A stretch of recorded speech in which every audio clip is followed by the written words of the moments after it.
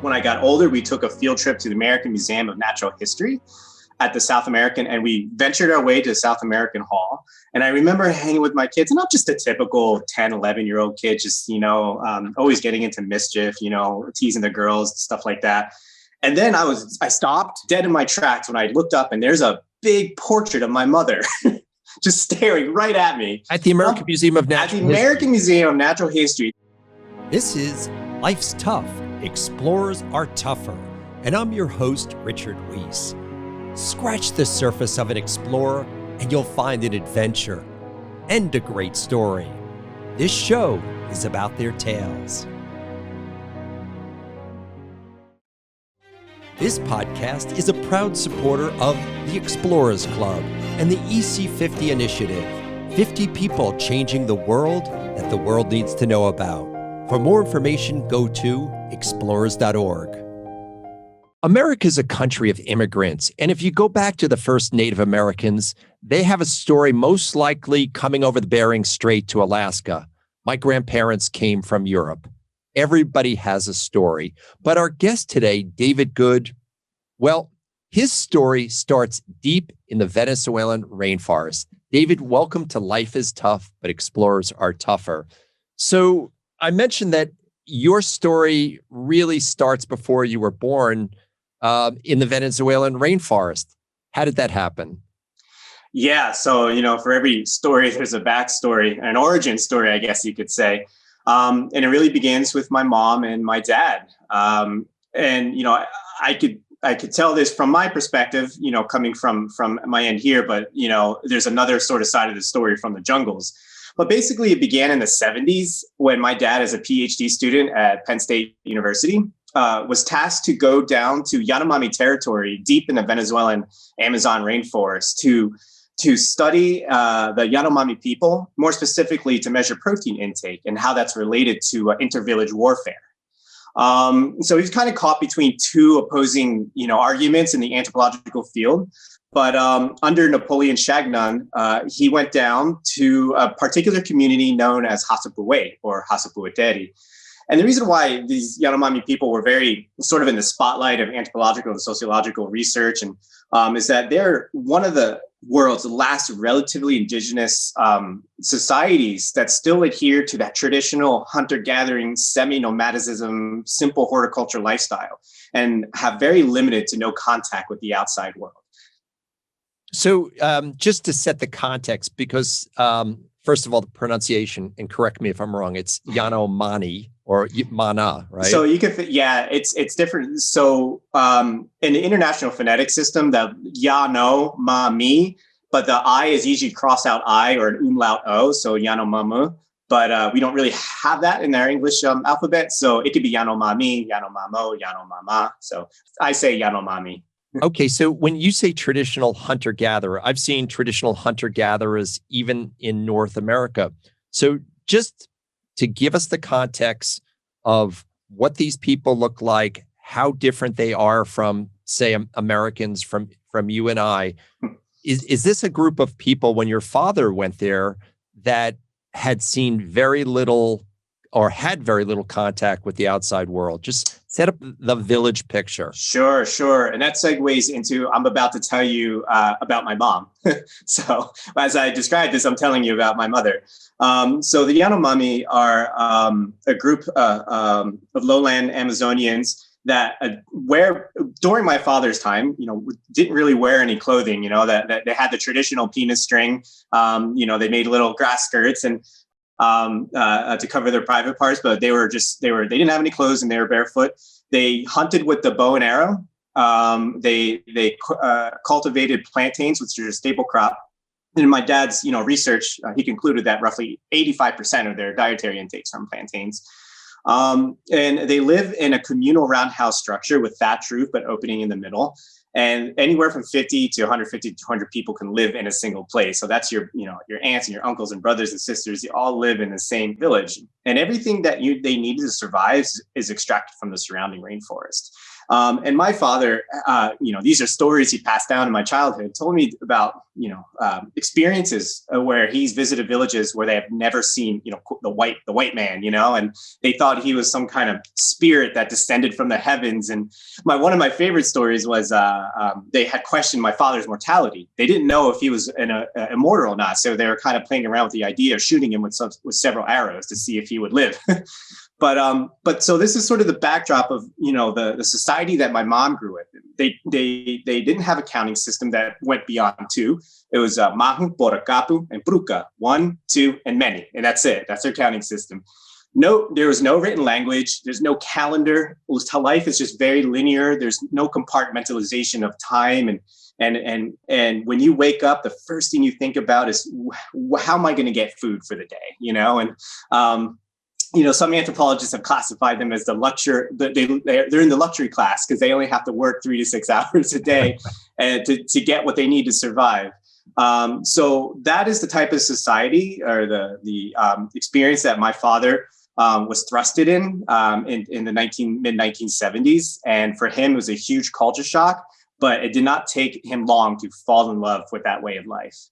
And so when you say that way of life, even the spirit system, I think it's shamanism is probably pervasive, the spirits of the rainforest. Sure. Yeah. Kind of more specifically, you could say animism, as a form of their spiritualism. Yeah. All right. So there's a little bit of a love story, I'm assuming here, because here you have young anthropologists taking notes, very earnest. People think he's a living God. How did your mother enter into this picture? Yeah. So, my mom she was very young when she very first just saw my father. And again, she was just like any other Yanomami who saw my dad for the first time, this kind of, tall looking, pale skinned person who could not speak the language. So they had a term, ghost tongue, right? And it's something they would call someone that could not speak. And they couldn't understand why my father could not speak Yanomami, because if you think about it, they didn't know what was beyond their tropical borders. So they thought, my mom thought the whole world was the Amazon jungle. But he eventually, what was supposed to be about a 15-month research program ended up being 12 years in the jungle over the span of 12 years. And during that time, he learned the language, and he didn't have a Yanomami dictionary. He didn't have any of these linguistic, publications he could, bank off of. He learned it through complete immersion. And so it took him years. And not only did he learn the language, but the people trusted him and loved him, and they adopted him. And then one day a headman of the village said, you're a Yanomami just like us. And just like any other Yanomami, it's unnatural to not have a wife. So he said, you should have a wife. And of course, my dad thought this would be an impossible, kind of endeavor, but eventually he agreed.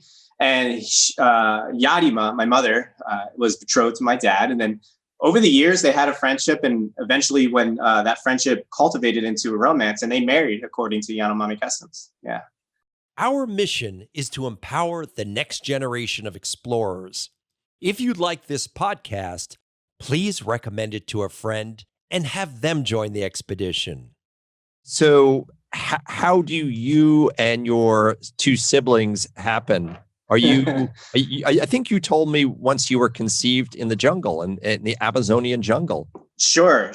Yeah. So I was. And when my in Yanomami culture, when you get married, when you tie the knot, you take your hammock and you hang it next to your partner. That's official. That's the official sign you're married. So my dad, hanged his hammock next to my mom. And then of course, laughingly or jokingly, if you want to divorce your wife, you just untie your hammock and you walk away, and that's it. You're done. But no, so their hammocks were tied together, and I was conceived in the rainforest. And but of course, just like my mom showed him her world of the Yanomami, he wanted to show her his world of New Jersey, Pennsylvania. So naturally, he invited her to come up, and then soon she was pregnant with me. And then about several weeks when she arrived in Philadelphia at the train station, that's when she had me. And so for your mother, I mean, you're coming out of a jungle in which you're barefoot, not wearing very many clothes. You say hi to if you see somebody. And Mhm. she ends up in New Jersey. And I know there's a lot of New Jersey jokes that could be made, but New Jersey could be a cultural shock for anybody. So what is your mother saying, or at least relaying about this Yeah, experience? and of course, these are stories that I've been told as a child, but she described, for example, I think New York City like a colony of ants. That's the only way she could relate. This mass of people just going by each other, not looking at each other, just kind of like unaware of the human, the proximity of other humans next to you, but they're just going right by. And she saw that as a very strange way of living. So she can only assume they're just like ants, colonies going back and forth. And that was very hard for her, because you can imagine, a society where you knew everybody. And then when another villager came from another village, visited you, you stop, you talk, you figure out their background, where they're from, how you're doing. And that you don't have that in this impersonal kind of world here. And that was pretty tough. Now, on top of that, now imagine you can't speak to anybody. No one speaks. You can't get Google Translator to translate Yanomami into English. So the only other person she could speak to was my dad, thank God. And so it was very difficult. I think for me, and these are my opinions here, for mom, who was a master of the rainforest, right? She's the master of the domain. She can gut an animal, cultivate plantains, do all these things. And then you go to New Jersey, and she can't even. What are socks? Like, what are socks to her? Like, she can't even. What are these strange things? How do you go to the bathroom? It was such a huge culture shock. This idea that this device on the ground just like eats your feces. It was so strange. And some of the culture shock, it is comical in retrospect, but I could imagine how scary it was riding in an airplane for the first time. My dad shared a story where somebody had turned on a Jeep, and she thought it was an animal, ready to pounce on her. So she booked it and ran behind a bush and hid. So talk about culture shock to the extreme. And was there any going back and forth at that point, from when she first came to the U.S. to going back to South America? Oh, absolutely. My father's dream was never to actually live permanently in the U.S. And his dream was to get a place in Puerto Ayacucho in Venezuela, which is in the Amazon state of Venezuela. So he was able to coordinate, for the first 5 years of my life, we went back and forth. And he had two more kids. I have a younger brother and a younger sister. So we became this intercultural family, where we traversed the jungles of the Amazon to the streets of Rutherford, New Jersey, in the Meadowlands. And I think over the years, mom, she was patient at first, but I think after a while, she said she just couldn't do it. It was enough for her. And when you say enough for her, what did that mean for you? So, as a 5-year-old, it's interesting because I remember being 5, right? And I remember speaking Yanomami to my mom. To me, she was just like any other mom. I wasn't very aware of this strangeness or differentness about being half Amazonian. But to me, she was just mom. And then one day in '92, and it's a very long story, but she decided that she she cannot go back to New Jersey. She said, not one more day.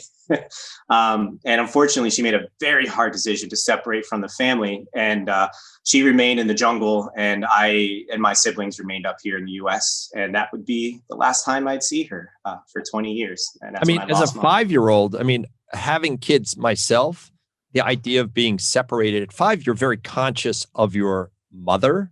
Mm-hmm. That's probably the most important person. That had to have an effect on you. She's down there. Mm-hmm. How did you rationalize, or what was the excuse of where your mother was? Sure. And I know it's only natural to sort of look at this through the lens of being, whatever culture you're from, because some people ask, how can a mother leave her kids? But unless you actually understand the details in Yanomami culture, it's really hard to wrap your head around it. But for me as a 5-year-old, we had traveled so much that I didn't realize, mom was gone forever. To me, it was just like, oh, okay, yeah, mom's in the jungle. We'll figure it all out, right? Because we're so accustomed to this such crazy lifestyle. But it wasn't until, and obviously my dad didn't say, hey, mom decided never to come back, be with you guys. So month after month, year after year, when I was around 6, 7, 8, that's when I started realizing, oh my gosh, I really lost my mom. Like, she's gone. And it was very painful for me. I loved my mom, and I remember I'm the oldest, so I have a lot more memories. And it was very heartbreaking for me to lose her. And not only did I lose her, I didn't know why. I didn't know the nuances of Yanomami culture and this, craziness of our family. I was just a kid that lost his mom. And unfortunately, I didn't know how to cope with it as a 6 and 7-year-old. So I kind of internalized her leaving as abandonment. And for most of my life, in my adolescence and younger 20s, I had this kind of hatred towards her, for leaving me, for not being there for me growing up. Did any of your friends ever ask you, where's mom? Yeah, well, my dad, he's an anthropologist, so he used to take us to the American Anthropological Association every year, those annual meetings, and I hated it because we were kind of a phenomena. We were I felt like I was entertainment for all these other, anthropologists, half Yanomami, half, the son of Yadima, son of Kenneth Good. And they were very insensitive to my emotions and my feelings. I'm not saying all of them, I'm saying a lot of them. So I really, did not enjoy those moments. There's a story that you told me once that you were like a lot of other kids in New Jersey, or I'm from Long Island, too, and you go to the American Museum of Natural History. And so you had a particular class field trip that was a little bit of an eye opener for you. Yeah. So thank you for reminding me. Yeah. So growing up, I just wanted I renounced my Yanomami heritage. I didn't want to have anything to do with Yanomami because even as a young child, and I remember thinking of this, that why should I be proud to be Yanomami when my connection to that heritage is my mother who left me and abandoned me? So I said, you know what? I'm going to be Italian. You look Italian. Yeah, exactly. I am quarter Italian. My grandmother came over from Italy when she was in the 20s. And so I decided, you know what? No, I'm an Italian American. I'm not Yanomami. So nobody questioned that really. So either Italian or Mexican or some kind of, I nobody questioned. I said, I'll take that over Yanomami. So, but I couldn't hide from it. And that's what I was trying to get at.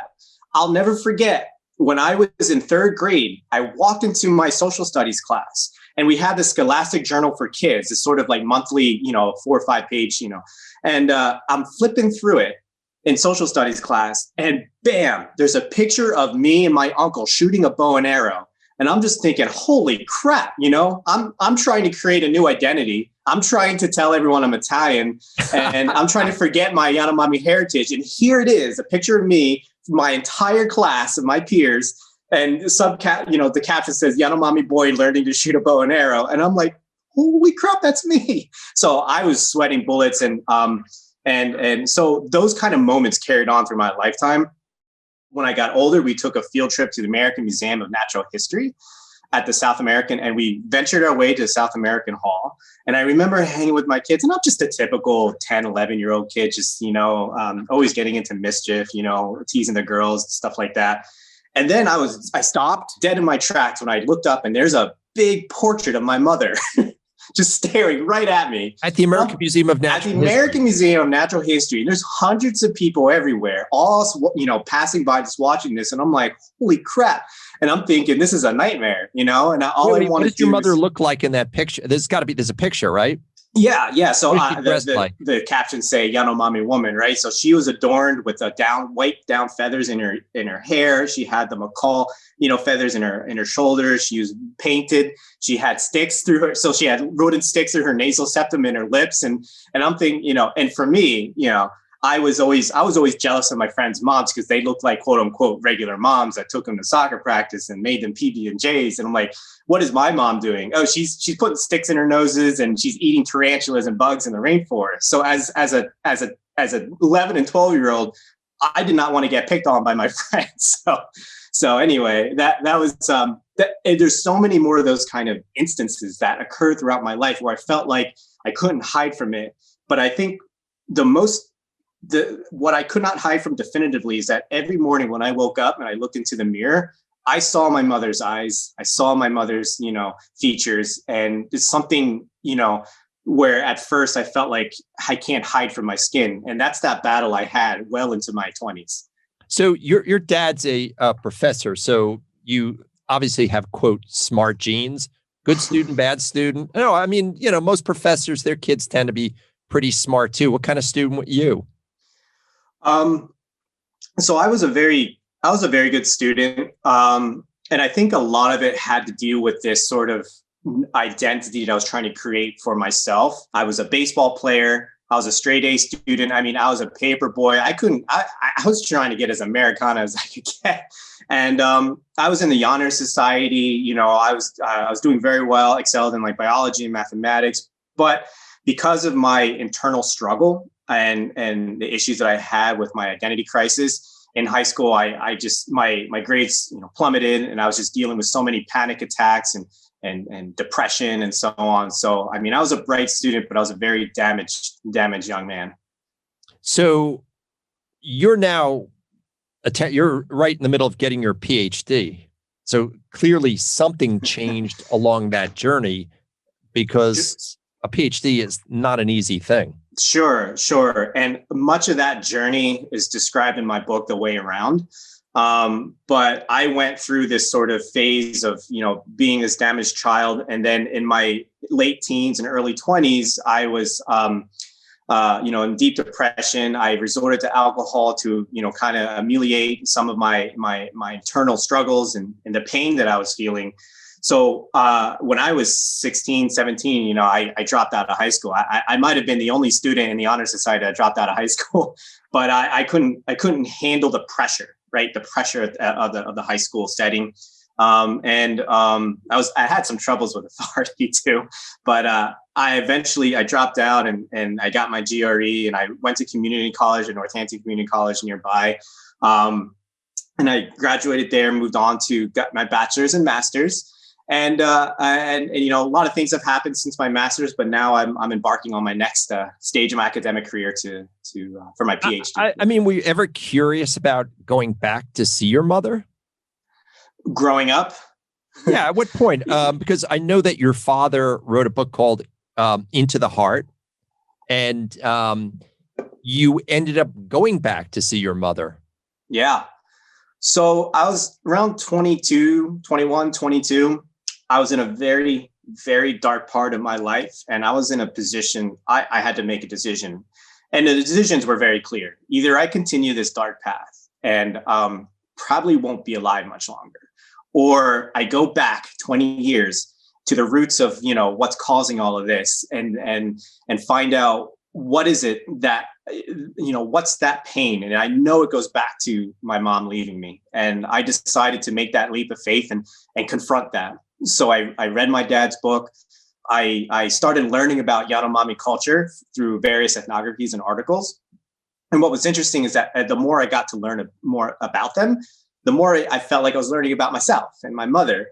And, so you fast forward a couple of years, I'm going through this healing phase, and I had some very good people around me. And I decided that I forgave my mom. I don't really know if she needed my forgiving considering the circumstances, but, forgiveness can be a bit altruistic and, or it could, or it could be more for yourself. So when I forgave mom, that's when I started healing. And that's when at 24 years old or 23, I said, well, it's time, right? I'm now, it's time for me to go and reunite with my mom and pick up where we left off.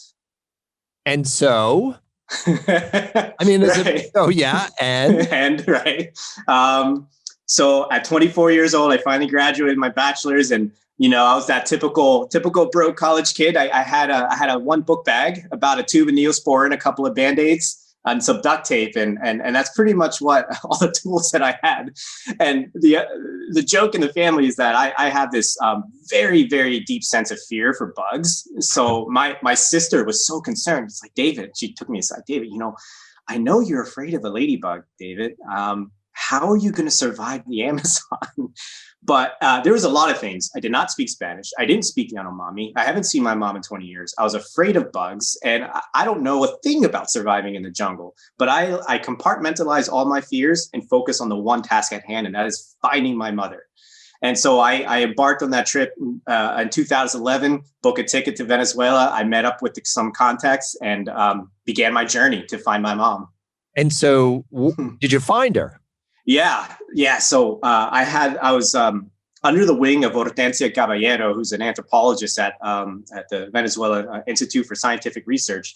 And she had been studying the Yanomami for 30 years, and she knows that area, and she knows my mom. So she helped me pretty much lay the path to my mom. And I'll never forget going on the speedboat up the Orinoco River, and the sultry air, the temperature, the sting of the mosquito, the bite of the gnats, the color of the foliage, the touch of the water. I realized that, wait a minute, I'm not like some foreigner going to some crazy unknown land. Like, this is my home. I'm actually going back home. And I felt like I felt so much at peace and at home with this journey that, it's like this sort of like genetic, I don't know, like it's DNA memory, I guess you could say, and it was quite an adventure. We have to fly into Caracas, and you go from Caracas to Puerto Ayacucho, and then a bus ride to Samariapo, and then a 3-day boat ride up the Orinoco River. And then you got to cross the Guajaripo Rapids, which are infamous for capsizing boats and very dangerous. And then once we get up there, you don't know where she is, because the Yanomami are semi-nomadic. They never stay in one spot. So you literally have to find her. I have to find her every time I visit her. So we speak to the villagers, right, when we get closer and closer. And finally, we got to the village of Hasapue, and everyone runs to the bank because they can hear the outboard motor, right? They scream, motor, motor, and everybody runs, and they want to see who's here. And we explained to them that David, son of Yarima, is here. And everyone was just so excited. And they told me, get out of the boat. We want to touch you. We want to see you. So I got out of the boat. I was just swarmed by Yanomami. I mean, they had hands down my pants, up my shirt. They were pulling my nose, touching my ears. And there was, like 10, 12 Yanomami just speaking very, very, very loud, very excited. And I didn't understand a word they were saying. What are you thinking? I mean, are you excited? Are you afraid? I mean, what's the...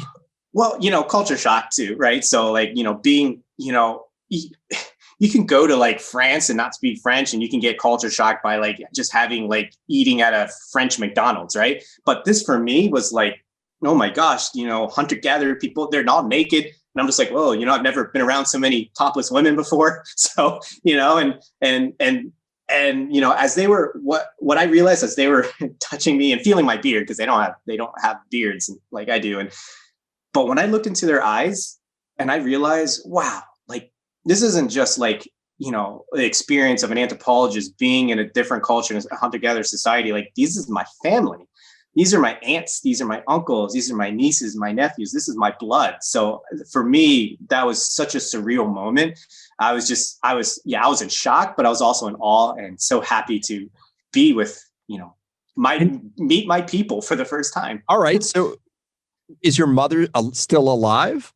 So she was away foraging, and they said that somebody went out to the forest. They say, well, you stay here, pitch your hammock. You stay here. We'll go out to the forest and go get her. So I'm sitting in my hammock, and again, about an hour and a half passes by of them just like hands all over my body and touching my beard. Then in comes my mother, Yarima. And then the whole entire village was just quiet, and you can hear whispers of, and punctuated with my mom's, name, Yarima. And I stood up, and she was wearing that strap over her head, carrying a basket of manioc. And, she placed the basket down. She walked towards me. I walked towards her, and I'm thinking, oh crap, I don't speak Yanomami. I don't know what to say. For me, I had envisioned this like Chariots of Fire moment where we just like run up to each other and hug each other. And the Yanomami don't hug like that, right? So I walked up to her, and I didn't know what to say. I didn't know what to do. And so all I could do is put my hand on her shoulder, and I looked at her and said, Mom, it's me, David, I'm home. And I could tell when her eyes widened when I said the word mom, because she remembered that word mom.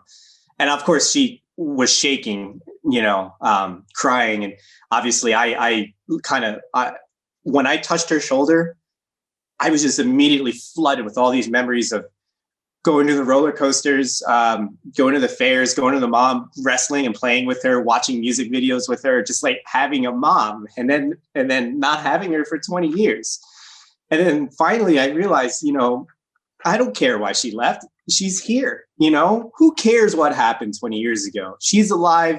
I'm alive. Let's start a new relationship. And we just cried and held each other for like 2 hours. And it was very emotional. And I was so happy to be with mom again. It's interesting because the worlds are separated so far away, yet there seems to be very universal feelings, right? I mean, you looked into her eyes, there's a connection. You don't speak the same language, but yet that her heart is beating, that a look of love maybe in her eyes. I mean, is there some sort of lesson, or what did you learn at that moment? So many things. Yeah. I was at peace, it was reconciliation with what happened. And, I went from completing hating my heritage to being proud of being Yanomami, wanting to know everything about Yanomami society. And yes, there are universal elements of love and family, separation, even death and dying and reunion and all those things. And it goes to show, I mean, the story that I like to say is that, a mom's a mom, no matter what,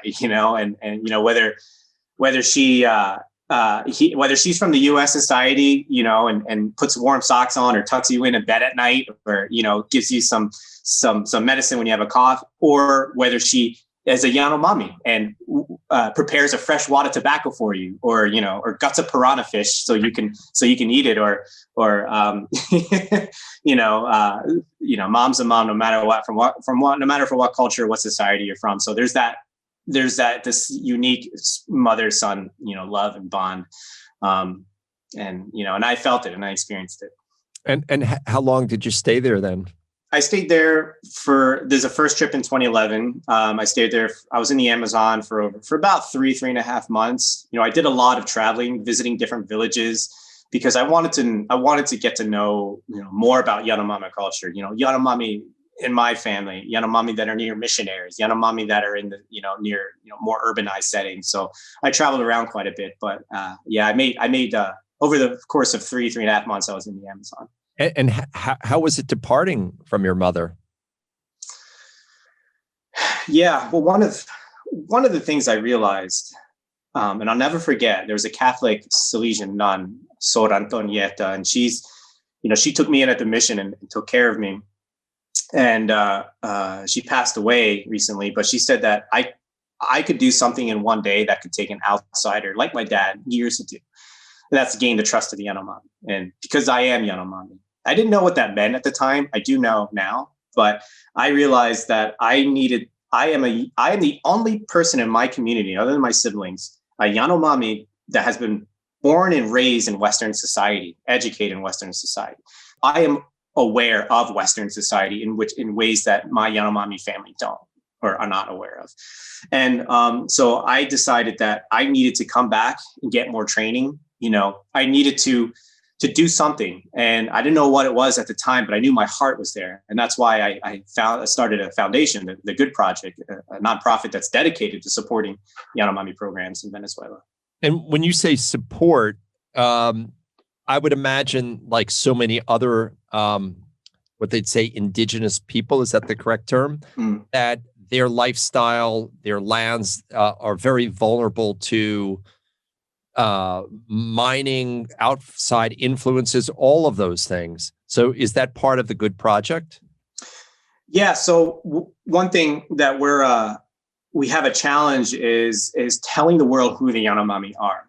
And I know I have this very unique circumstance, this position, right, to articulate who the Yanomami are, but I am also a Yanomami. I could show you a video or what we could consider ethnographic footage of a naked Yanomami woman that's, chopping down plantains and bringing it back to the village.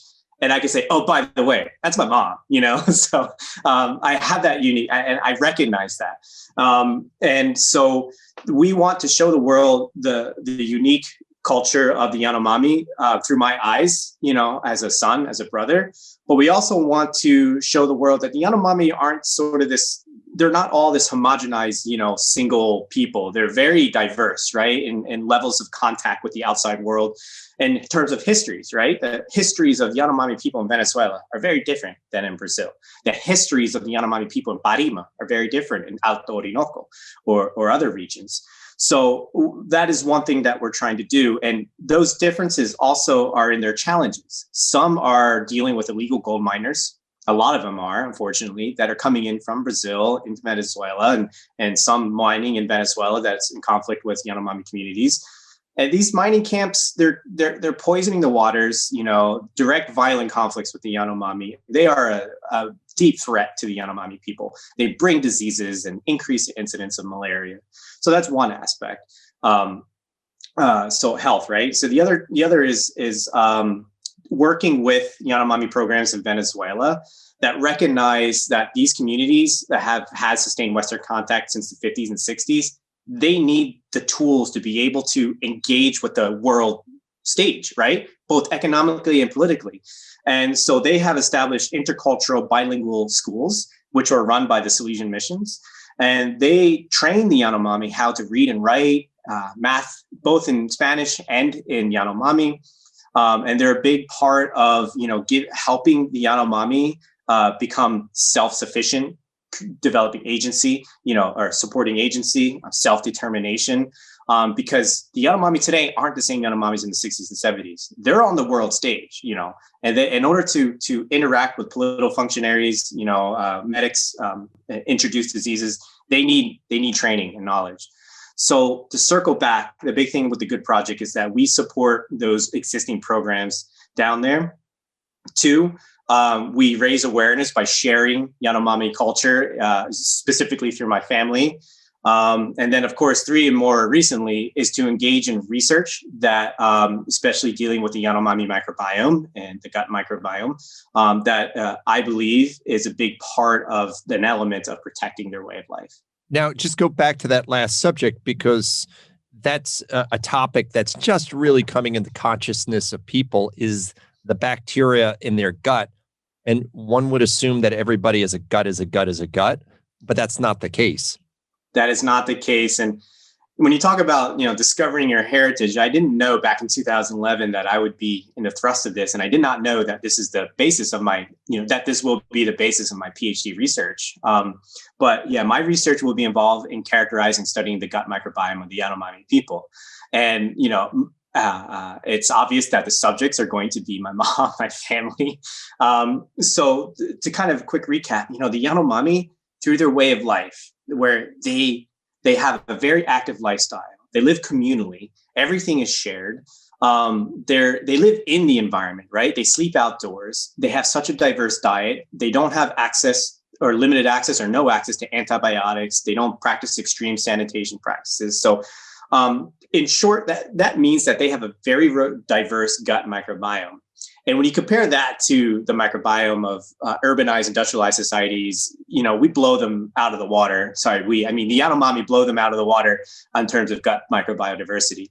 And we now know that what we call, a disturbed gut, let's just say, there's various ways to describe it, but we know that in this society, we are being ravaged by autoinflammatory conditions and chronic disease states like diabetes, IBD, Crohn's, arthritis. And we know that all of these people that suffer from these terrible diseases have a lower diversity of gut microbes. And where you look at the Yanomami, the diversity is off the charts. And we are prepping a manuscript to publish our initial data. And is that what your PhD is in? My PhD will be characterizing and studying the gut microbiome. Yeah. And especially as it's when you look at their food systems and their diet. Just about out of time. So, obviously there are many attributes that you're very proud of when you look at your heritage or even the lifestyle in which they live. So here's sort of like the counterpoint. When you meet someone from down there, what do you tell them? Like, what's the best thing about growing up in New Jersey or being American that, you're proud to say? And conversely, when you talk to Americans like myself, you'll say, wow, I'm so